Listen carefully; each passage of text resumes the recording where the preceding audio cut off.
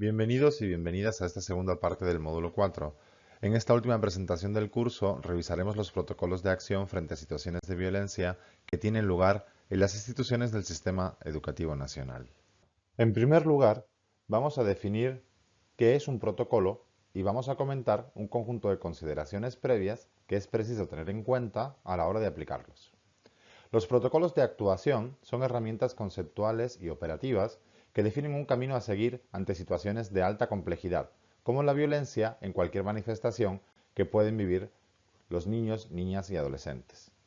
En cuanto a las consideraciones que mencionábamos, es preciso saber que los protocolos que vamos a presentar a continuación son de aplicación obligatoria para todas las personas que trabajamos en el sistema educativo nacional y para todas sus instituciones.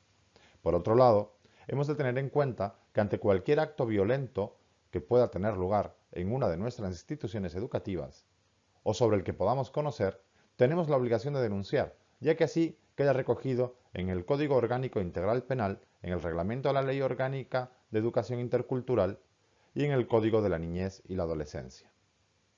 Es la máxima autoridad de un establecimiento educativo, su representante legal, la persona responsable de velar para que los protocolos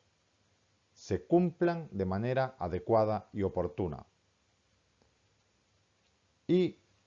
porque lo hagan atendiendo a los principios de no revictimización y confidencialidad, tal y como queda recogido en la Constitución y el Código Orgánico Integral Penal, respectivamente. En cuanto a la confidencialidad, además, es preciso tener en cuenta que no se debe proporcionar o divulgar información detallada sobre el niño, niña o adolescente involucrado en una situación de violencia de cualquier tipo a otras personas. Solo se compartirá información imprescindible con las autoridades que reciben la denuncia, ya sea en la vía judicial o en la administrativa, y con los familiares o representantes legales, siempre que no sean estos los agresores. A la hora de poner en marcha los protocolos, hemos de tener en cuenta que se pueden activar tres diferentes procesos. El primero es el proceso de acompañamiento, en el que el personal del Departamento de Consejería Estudiantil debe contener, orientar y acompañar a la estudiante o al estudiante y realizar el seguimiento oportuno a los distintos procesos que resulten de la actuación. Su accionar debe enmarcarse en los lineamientos que ofrece el modelo de funcionamiento de los departamentos de consejería estudiantil, recordando que las instituciones educativas que no cuenten con el DESE deben contactar con personal del DESE de la institución educativa eje, quien acompañará a docentes, tutores y autoridades de la institución educativa enlazada en el transcurso del protocolo establecido. Por otro lado, está el proceso administrativo, que son aquel conjunto de procedimientos que las direcciones distritales de educación realizan para proceder con la aplicación de las sanciones y las medidas de protección ante la identificación de faltas o situaciones de riesgo ocurrida dentro de las instituciones educativas que podrían haber sido cometidas por estudiantes, docentes o autoridades, familiares y comunidad educativa en general. Estos procedimientos deben seguir la normativa establecida en el Reglamento General a la Ley Orgánica de Educación Intercultural y lo contenido en el Acuerdo Ministerial 434 de 2012 sobre la resolución de conflictos en las instituciones educativas. Por último, el proceso judicial es aquel conjunto de procedimientos que se implementa por los administradores de justicia con el fin de garantizar un efectivo procedimiento, así como la protección de los derechos humanos de las personas implicadas en cualquier situación de violencia. Desde el sistema educativo es necesario coordinar con la Fiscalía, con los juzgados de la niñez y la adolescencia, las juntas de protección de niños, niñas y adolescentes o con el Ministerio de Salud Pública, instancias especializadas en la investigación, atención médica y en la implementación de procedimientos de levantamiento de información relacionados con la presunción de un delito. Dentro de los procesos de actuación ante cualquier problemática psicosocial detectada, es necesario desplegar numerosas actividades que promuevan el desarrollo integral de niños, niñas y adolescentes, garantizando la restitución de los posibles derechos vulnerados. En esa línea de acción es pertinente identificar un círculo virtuoso de procesos que permitan abordar de forma integral el acompañamiento a niños, niñas y adolescentes. Estos procesos quedan recogidos en 4 protocolos. El primero de ellos es el protocolo dirigido a los casos de violencia sexual detectada o cometida en el ámbito educativo. El siguiente habla sobre los casos de violencia intrafamiliar o maltrato institucional detectada o cometida en el ámbito educativo. A continuación, hay un protocolo para los hechos de violencia entre pares y o acoso escolar detectado o cometido en el ámbito educativo. Y por último, hay un protocolo para los casos de violencia de estudiantes o madres, padres de familia y o representantes legales detectados o cometidos hacia personal de la institución educativa. Ahora analizaremos en mayor profundidad cada uno de ellos, teniendo en cuenta que para cada uno se definirán 4 tipos diferentes de acciones: de detección, de intervención, de derivación y de seguimiento.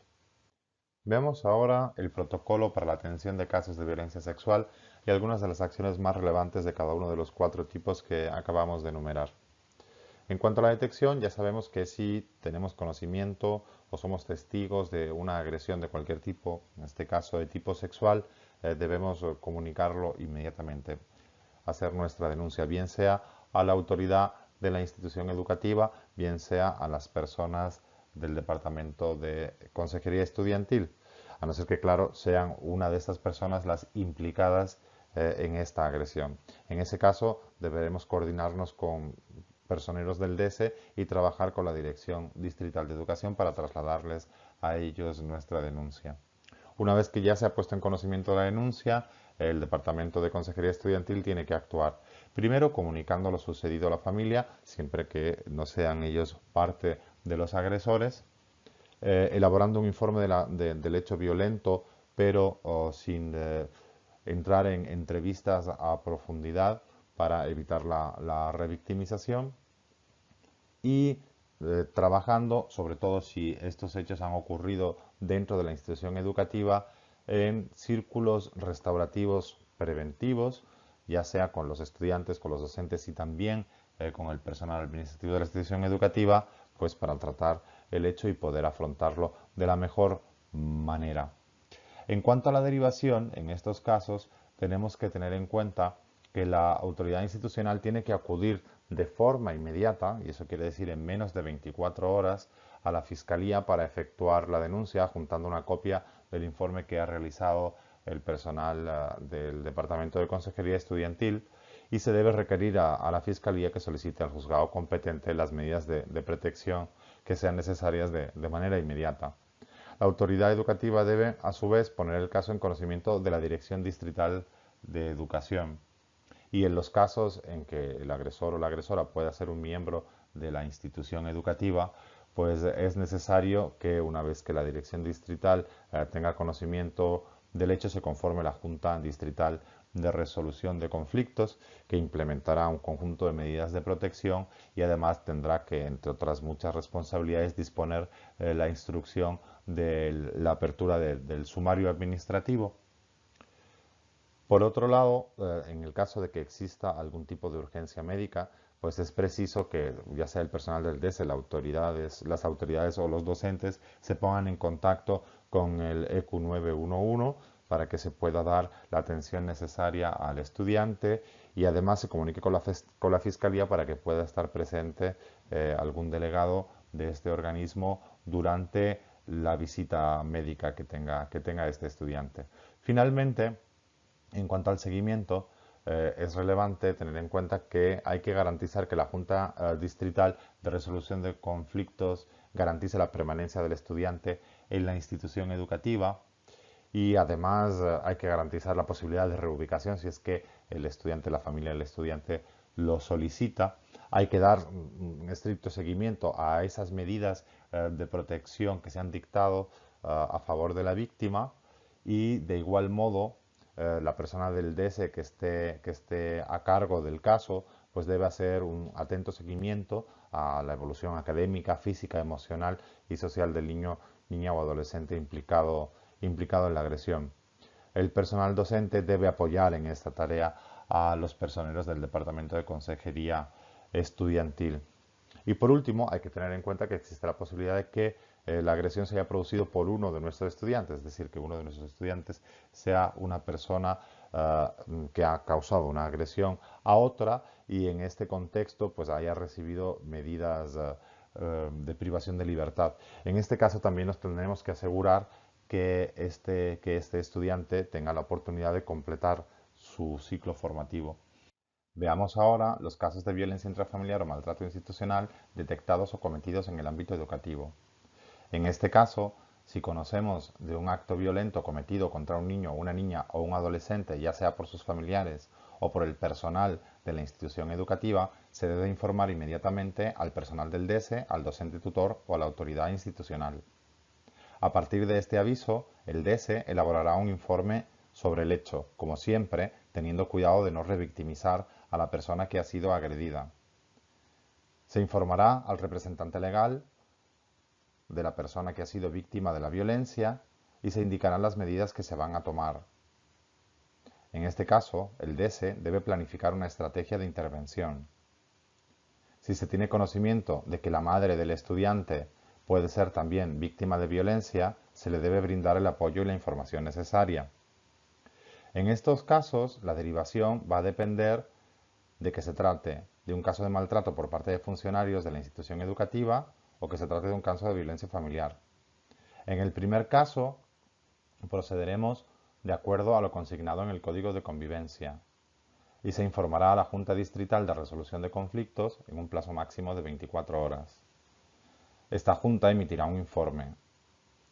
La autoridad educativa debe acudir a la unidad judicial que sea competente, en este caso las unidades judiciales de la familia, la mujer, la niñez y la adolescencia, o la Fiscalía, adjuntando una copia del informe del caso que ha realizado la persona encargada del DESE. Las unidades judiciales tienen la obligación de emitir un conjunto de medidas de protección que sean oportunas. En los casos de violencia intrafamiliar, la autoridad educativa y la coordinación del DESE deben acudir inmediatamente, en un plazo máximo de 24 horas, a las unidades judiciales de violencia intrafamiliar, contravenciones, familia, mujer, niñez y adolescencia, multicompetentes o penales, adjuntando una copia del informe realizado. En ambos casos, si fuera necesario, la coordinación del DESE, el docente tutor o la máxima autoridad de la institución educativa deben acompañar al niño, niña o adolescente a un establecimiento de salud previa notificación a su familia.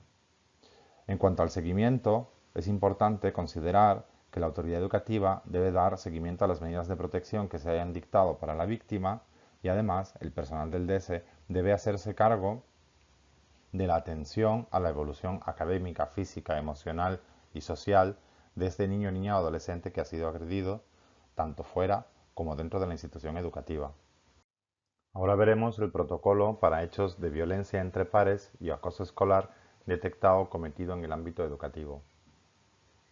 Si detectáramos un caso de este tipo o tuviéramos noticia de él, deberíamos notificar al equipo del DESE, al docente tutor o a la autoridad institucional. En este tipo de casos, se debe proceder con medidas de resolución de conflicto alternativas como las que pudimos ver en el módulo anterior, las prácticas restaurativas. En cualquier caso, el personal del DESE debe elaborar un informe del hecho denunciado e informar a los representantes legales tanto del estudiante agredido como del estudiante agresor. La autoridad educativa, de acuerdo con el informe que ha recibido del DESE, debe establecer si la situación de violencia ocurrida constituye una falta grave o una falta muy grave, de acuerdo con el Código de Convivencia y las disposiciones del Reglamento General a la Ley Orgánica de Educación Intercultural. Si se trata de una falta grave, la autoridad educativa debe dictaminar y ejecutar internamente las correspondientes acciones educativas disciplinarias. Si se trata de una falta muy grave, por otro lado, la autoridad debe sustanciar el debido proceso disciplinario, siendo la Junta Distrital de Resolución de Conflictos la entidad que establezca la sanción correspondiente al estudiante.